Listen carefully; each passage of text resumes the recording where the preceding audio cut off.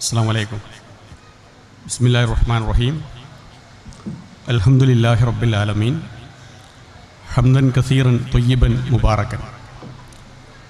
വേദിയിലിരിക്കുന്ന ബഹുമാന്യ പണ്ഡിതൻ CP ഉമർ സുല്ലമി അടക്കമുള്ള പണ്ഡിതന്മാരെ, നേതാക്കളെ, ഈ ഒരു ധന്യമായ സദസ്സിൽ പങ്കെടുത്തുകൊണ്ടിരിക്കുന്ന പ്രിയപ്പെട്ട ഹാഫിലീങ്ങളെ, അവരുടെ രക്ഷിതാക്കളെ, സഹോദരന്മാരെ, നമ്മൾ ഏതാണ്ട് രാവിലെ ആരംഭിച്ച ഈ പ്രോഗ്രാം അതിൻ്റെ സമാപനത്തിലേക്ക് നീങ്ങുകയാണ്.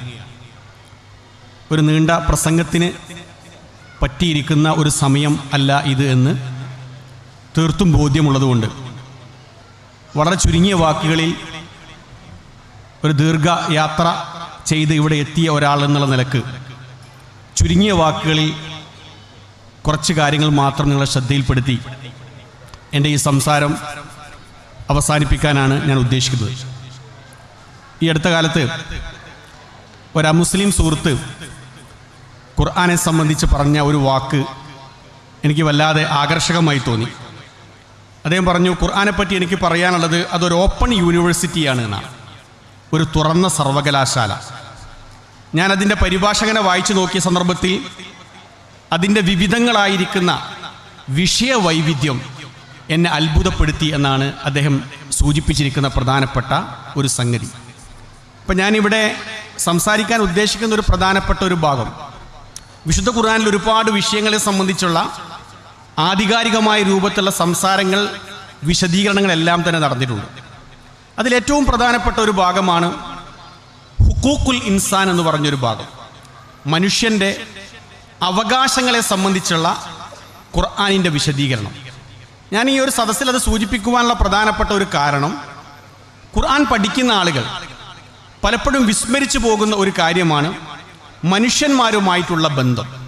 ഇപ്പം ഞാനൊരു ഖുർആൻ പഠിച്ച വ്യക്തിയാണെങ്കിൽ ആളുകൾ എന്നിലേക്ക് ആകർഷിക്കുന്ന ഏറ്റവും പ്രധാനപ്പെട്ട ഒരു ഘടകം എന്താണെന്ന് വെച്ചാൽ, നേരത്തെ ഇവിടെ സൂചിപ്പിച്ച രൂപത്തിൽ ആ മനുഷ്യന് ഞാൻ നൽകേണ്ട അവകാശങ്ങൾ, അതവൻ ദുർബലനാണെങ്കിലും, അവൻ ശക്തനാണെങ്കിലും, അവൻ തൊഴിലാളിയാണെങ്കിലും, അവൻ മുതലാളിയാണെങ്കിലും, അവൻ അന്യ ജാതിക്കാരനാണെങ്കിലും, ഞാൻ അവന് അവകാശങ്ങൾ വകവെച്ച് കൊടുക്കുമ്പോഴാണ് സത്യത്തിൽ എൻ്റെ ഈ ഖുർആനിൻ്റെ വെളിച്ചം അവർക്ക് ആസ്വദിക്കാൻ കഴിയുന്നത്.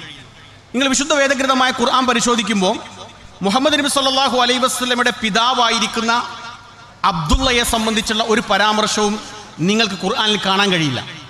മുഹമ്മദ് നബി സല്ലല്ലാഹു അലൈഹി വസല്ലമയുടെ മാതാവ് എന്ന് പറഞ്ഞാൽ മുഹമ്മദ് നബി സല്ലല്ലാഹു അലൈഹി വസല്ലമയ്ക്ക് ജന്മം നൽകിയിരിക്കുന്ന അദ്ദേഹത്തിൻ്റെ മാതാവ് ആമിന ബീവി, അവരെ സംബന്ധിച്ചുള്ള ഒരു പരാമർശവും ഖുർആനിൽ നമുക്ക് കാണാൻ കഴിയില്ല. ഇസ്ലാമിൽ ഏറ്റവും പ്രധാനപ്പെട്ട ആരാധനയാണ് നമസ്കാരം. നമ്മളിപ്പോൾ നമസ്കരിച്ചിരിക്കുന്ന മഗ്രിബ് നമസ്കാരം. ഈ നമസ്കാരങ്ങളുടെ റക്അത്തുകളുടെ എണ്ണം നിങ്ങൾ ഖുർആനിൽ എവിടെ നോക്കിയാലും നമുക്ക് കാണാൻ കഴിയില്ല. പക്ഷേ വിശുദ്ധ ഖുർആൻ ഒരു അന്ധനായിരിക്കുന്ന മനുഷ്യന് വേണ്ടിയിട്ട്, ഒരു കണ്ണ് കാണാത്ത മനുഷ്യന് വേണ്ടിയിട്ട് 10-ലധികം ആയത്ത് അവതരിപ്പിച്ചു. ഞാൻ അതിൻ്റെ വിശദീകരണം വായിച്ചപ്പോൾ അതിൻ്റെ വ്യാഖ്യാനങ്ങളിലേക്കൊന്ന് കണ്ണോടിച്ച് നോക്കിയപ്പോൾ എനിക്ക് മനസ്സിലായിരിക്കുന്ന ഒരു കാര്യം, മനുഷ്യ അവകാശങ്ങൾക്ക് അത്രമാത്രം പ്രാധാന്യം മതം നൽകുന്നുണ്ട്. പ്രവാചകൻ സല്ലല്ലാഹു അലൈഹി വസല്ലം ഒരു പ്രമുഖനായിരിക്കുന്ന, ഒരു മാന്യനായിരിക്കുന്ന മനുഷ്യനുമായി സംസാരിച്ചു കൊണ്ടിരിക്കുമ്പോൾ അന്ധനായിരിക്കുന്ന അബ്ദുല്ലാഹി ഇബ്നു ഉമ്മ മക്തൂം റളിയല്ലാഹു അൻഹു പ്രവാചകന്റെ അടുക്കിലേക്ക് കടന്നു വന്നപ്പോൾ നബി സല്ലല്ലാഹു അലൈഹി വസല്ലമക്ക് അദ്ദേഹത്തെ എന്തോ കാരണവശാൽ വേണ്ട രൂപത്തിൽ പരിഗണിക്കാതെ കഴിയാതെ പോയി. ആ സന്ദർഭത്തിൽ അവതരിപ്പിച്ചിരിക്കുന്ന ആയത്താണ് നമുക്ക് എല്ലാവർക്കും അറിയാം, അബസ വതവല്ല അൻ ജാഅഹുൽ അമാ വമാ യുദ്രീക ലഅല്ലഹു യസ്സക്ക. ഈ ആയത്ത് ഒരായത്തായിട്ട് മാത്രം അവിടെ നിലനിൽക്കരുത്.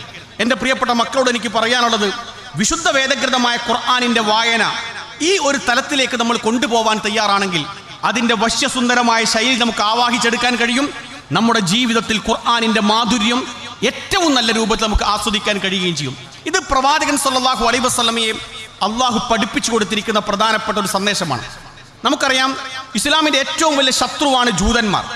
അവരെ പറ്റി ഖുർആൻ പറഞ്ഞത്, മുസ്ലിങ്ങളെ സംബന്ധിച്ചിടത്തോളം ഏറ്റവും കൂടുതൽ ശത്രുത കാണിക്കുന്നവനാണ് ജൂതന്മാരെന്ന പരാമർശം ഖുർആനിൽ നമുക്ക് കാണാൻ കഴിയും. പക്ഷെ ആ ജൂതൻ ഒരു മനുഷ്യനാണ്, ആ മനുഷ്യന് അവകാശമുണ്ട്. പ്രവാചകൻ സല്ലല്ലാഹു അലൈഹി വസല്ലമയുടെ കാലഘട്ടത്തിൽ മോഷണക്കേസിൽ പ്രതിയായിരിക്കുന്ന ഒരു മുസ്ലിമിനെ രക്ഷപ്പെടുത്താൻ വേണ്ടി തന്ത്രപരമായിരിക്കുന്ന സമീപനത്തിലൂടെ ഒരു ജൂതന്റെ വീട്ടിൽ കൊണ്ടുപോയി മോഷണ വസ്തു കൊണ്ടുവെക്കുന്ന ഒരു രംഗത്തെ സംബന്ധിച്ച് വിശുദ്ധ വേദഗ്രന്ഥമായ ഖുർആനിന്റെ വിശദീകരണം നമുക്ക് കാണാൻ കഴിയും. എന്നാൽ വിശദാംശങ്ങളിലേക്ക് പോകുന്നില്ല. അതുമായി ബന്ധപ്പെട്ട് പ്രവാചകന്റെ അടുക്കൽ കേസ് വന്നപ്പം നബി സല്ലല്ലാഹു അലൈഹി വസല്ലം ചോദിച്ചു, എവിടുന്നാണ് നിങ്ങൾക്ക് മോഷണ വസ്തു കിട്ടിയത്? അവർ പറഞ്ഞു, മുസ്ലിം ആയിരിക്കുന്ന ഈ മനുഷ്യന്റെ വീട്ടിൽ, ജൂതനായിരിക്കുന്ന ഈ മനുഷ്യന്റെ വീട്ടിൽ നിന്നാണ് ആ മോഷണ വസ്തു കിട്ടിയിരിക്കുന്നത്. പ്രവാചകൻ സല്ലല്ലാഹു അലൈഹി വസല്ലം പ്രത്യക്ഷമായ തെളിവിന്റെ അടിസ്ഥാനത്തിൽ, പ്രത്യക്ഷമായി കേട്ട് മനസ്സിലാക്കിയതിന്റെ അടിസ്ഥാനത്തിൽ ആ ജൂതനെതിരെ വിധി കൽപ്പിക്കുകയാണ്. ഞാനത് വായിച്ചപ്പം വിശുദ്ധ വേദഗ്രന്ഥമായ ഖുർആൻ സൂറ അൻ-നിസായിലെ 105-ാമത്തെ ആയത്തിൽ ഒരായത്ത് അവതരിപ്പിച്ചുകൊണ്ട്, ഏതാണ്ട് 8-ലധികം ആയത്തുകൾ അവതരിപ്പിച്ചുകൊണ്ട് ഈ ജൂതന്റെ നിരപരാധിത്വം തെളിയിക്കാൻ വേണ്ടി ശ്രമിച്ചു. ഇന്നാ അൻസൽനാ ഇലൈക്കൽ കിതാബ ബിൽ ഹഖ് ലിതഹ്കുമ ബൈനന്നാസ് ഫലാ യകുൻ ലിൽ ഖായിനീന ഹസീമ. മുഹമ്മദ് നബിയെ, താങ്കൾക്ക് നൽകപ്പെട്ടിരിക്കുന്ന ഈ വേദഗ്രന്ഥം കൊണ്ട് നീ ജനങ്ങൾക്കിടയിൽ തീർപ്പ് കൽപ്പിക്കുക. നീ ഒരിക്കലും തന്നെ വഞ്ചകന്മാർക്ക് വേണ്ടി തർക്കിക്കാൻ പോവരുത് എന്ന് പറഞ്ഞുകൊണ്ട് വിശുദ്ധ ഖുർആൻ ഒരു ജൂതന്റെ നിരപരാധിത്വം തെളിയിക്കാൻ വേണ്ടി ആയത്തുകൾ ഇറക്കി. ഇവിടെ ഞാൻ വായിച്ചപ്പോൾ എനിക്ക് മനസ്സിലായിരിക്കുന്ന ഒരു കാര്യം, നേരത്തെ അന്ധനായിരിക്കുന്ന അബ്ദുല്ലാഹിബിൻ ഉമ്മു മക്തൂം എന്ന് പറഞ്ഞിരിക്കുന്ന സമൂഹത്തിലെ ഒരു ദുർബലനായിരിക്കുന്ന മനുഷ്യന് വേണ്ടി ഒരുപാട് ആയത്തുകൾ ഇറക്കിയിരിക്കുന്ന വിശുദ്ധ ഖുർആൻ ജൂതനായിരിക്കുന്ന മനുഷ്യന്റെ നിരപരാധിത്വം തെളിയിക്കാൻ വേണ്ടി ആയത്തുകൾ ഇറക്കി എന്ന് പറഞ്ഞാൽ, മനുഷ്യന്മാരെന്ന് പറഞ്ഞിരിക്കുന്ന ഒരു കൺസെപ്റ്റ് ഉണ്ട്.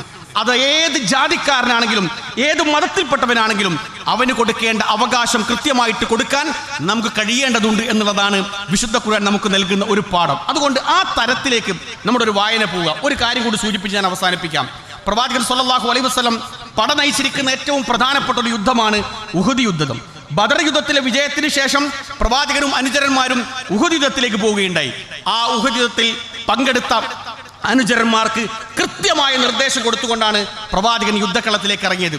അബ്ദുല്ലാഹിബിൻ ജുബൈർ റളിയല്ലാഹു അൻഹുവിനെ മലമുകളിൽ നിർത്തിക്കൊണ്ട് പറഞ്ഞു, യുദ്ധക്കളത്തിൽ എന്ത് സംഭവിച്ചാലും ശരി താഴോട്ടിറങ്ങാൻ പാടില്ല. ഇവിടെ എന്ത് സംഭവിച്ചോട്ടെ, നിങ്ങൾ ഒരിക്കലും തന്നെ ഈ മലമുകളിൽ നിന്ന് താഴോട്ടിറങ്ങാൻ പാടില്ല എന്നാണ് അദ്ദേഹത്തിന് കൊടുത്തിരിക്കുന്ന പ്രധാനപ്പെട്ട ഒരു ഓർഡർ. അങ്ങനെ അവിടെ നിർത്തി നല്ല ഏറ്റവും കൂടുതൽ സുരക്ഷിതത്വം കിട്ടേണ്ട ഒരു ഏരിയയിലാണ് അവരെ നിർത്തിയത്. യുദ്ധം സജീവമായി നടന്നു. മുസ്ലിങ്ങൾ ഏതാണ്ട് വിജയിച്ചു. ആ വിജയത്തിന്റെ വക്കത്തിയ സന്ദർഭത്തിൽ ആളുകൾ ഗനീമത്ത് സ്വത്ത് വാരിക്കൂട്ടുന്നുണ്ടോ എന്ന സംശയത്തിന്റെ പേരിൽ മലമുകളിൽ നിർത്തപ്പെട്ടിരിക്കുന്ന ആളുകൾ താഴേക്കിറങ്ങി വന്നു. ആ താഴേക്കിറങ്ങിയ സന്ദർഭത്തിൽ അവിടെ ഉണ്ടായിരുന്ന നേതാവ് അവരോട് പറഞ്ഞു, യുദ്ധക്കളത്തിൽ എന്ത് സംഭവിച്ചാലും ശരി താഴോട്ടിറങ്ങരുത് എന്നാണ് പ്രവാചകന്റെ നിർദ്ദേശം. അതുകൊണ്ട് ദയവ് ചെയ്ത് നിങ്ങൾ ഒരിക്കലും താഴോട്ടിറങ്ങരുതെന്ന് പറഞ്ഞപ്പോൾ, ഇനി നമ്മൾ താഴോട്ടിറങ്ങിയിട്ടില്ല എങ്കിൽ നമുക്കൊന്നും കിട്ടുകയില്ല എന്ന് പറഞ്ഞുകൊണ്ട് ആളുകൾ ഇറങ്ങുകയുണ്ടായി. ആളുകൾ ഇറങ്ങിയപ്പം ഖാലിദ് ബിൻ വലീദ് റളിയല്ലാഹുവിന്റെ നേതൃത്വത്തിൽ പിന്നിലൂടെ വന്നുകൊണ്ട് മുസ്ലിങ്ങളെ അറ്റാക്ക് ചെയ്യും, മുസ്ലിങ്ങൾ വിജയിച്ചു എന്ന് കണ്ട യുദ്ധത്തിൽ പരാജയം സംഭവിക്കുകയും ചെയ്തു. ഞാൻ ഈ ചരിത്രം വിശദീകരിക്കാനല്ലത് പറഞ്ഞത്.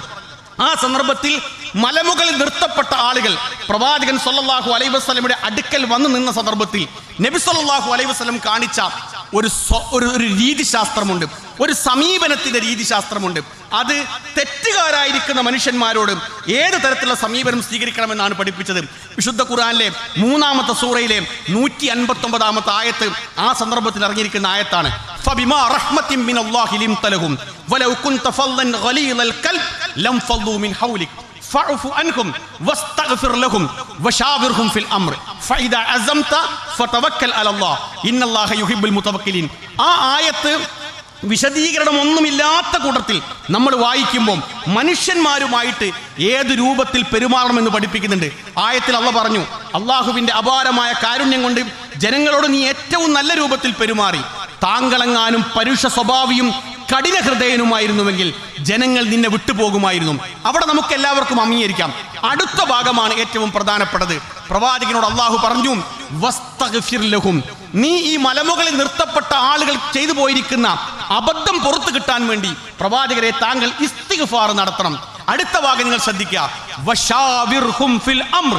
ഇനി എന്തെങ്കിലും ഒരു കാര്യം കൂടി ആലോചിക്കുമ്പോൾ ഈ തോൽവിക്ക് കാരണക്കാരായിരിക്കുന്ന മനുഷ്യന്മാരുടെ മുഖത്ത് പോലും നോക്കരുത്, അവർ അംഗീകരിക്കരുത് എന്ന് പറയാതെ അവരോട് കാര്യങ്ങൾ കൂടിയാലോചിച്ച് അവരുടെ തീരുമാനം എന്താണെന്ന് മനസ്സിലാക്കി അവരുടെ നിർദ്ദേശങ്ങൾ കൂടി പാലിച്ചു മാത്രമേ പ്രവാചകരെ താങ്കൾ മുന്നോട്ട് പോവാൻ പാടുള്ളൂ എന്നുള്ള വിശുദ്ധ വേദഗ്രന്ഥമായ ഖുർആനിന്റെ ഈ സന്ദേശം ഈ ലോകത്ത് ജീവിക്കുന്ന തെറ്റുപറ്റിപ്പോയിരിക്കുന്ന അബദ്ധം സംഭവിച്ചു പോയിരിക്കുന്ന മനുഷ്യന്മാരോട് ഏത് തരത്തിലുള്ള സമീപനം സ്വീകരിക്കണമെന്ന് പഠിപ്പിക്കുകയുണ്ടായി.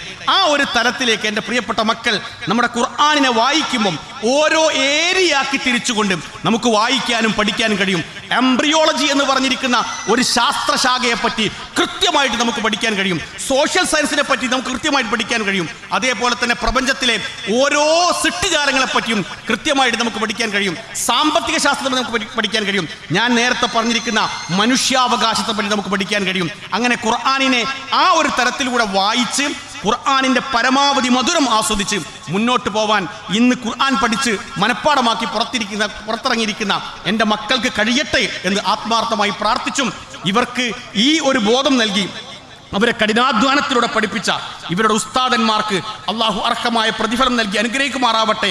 അതോടൊപ്പം തന്നെ ഏറ്റവും സന്തോഷകരമായിരിക്കുന്ന ഒരു അനുഭവം ഈ സ്റ്റേജിൽ വെച്ചുകൊണ്ട് ഈ കുട്ടികളുടെ പ്രിയപ്പെട്ട രക്ഷിതാക്കൾ സമ്മാനം വാങ്ങിയപ്പോഴാണ് എൻ്റെ ജീവിതത്തിൽ ഒരു വല്ലാത്ത സന്തോഷമായിട്ട് എനിക്ക് തോന്നിയത്. അവരെ ഇതിന് പ്രാപ്തരാക്കിയിരിക്കുന്ന പ്രിയപ്പെട്ട രക്ഷിതാക്കൾക്ക് അള്ളാഹു അർഹമായ പ്രതിഫലം നൽകി അനുഗ്രഹിക്കുമാറാവട്ടെ എന്ന് പ്രാർത്ഥിച്ചുകൊണ്ട് ഈ ഒരു അവസരം നൽകിയ സംഘാടകർക്ക് നന്ദി പറഞ്ഞുകൊണ്ട് അള്ളാഹു ഇതെല്ലാം തന്നെ നമ്മളിൽ നിന്നൊരു സ്വാലിഹായ അമലായി സ്വീകരിക്കുമാറാവട്ടെ എന്ന് പ്രാർത്ഥിച്ചുകൊണ്ട് എൻ്റെ വാക്കുകൾക്ക് ഞാൻ വിരാമം കുറിക്കുന്നു. വആഖിറു ദഅ്വാനാ അൽഹംദുലില്ലാഹി റബ്ബിൽ ആലമീൻ. അസ്സലാമു അലൈക്കും വറഹ്മത്തുള്ളാഹി വബറകാതുഹു.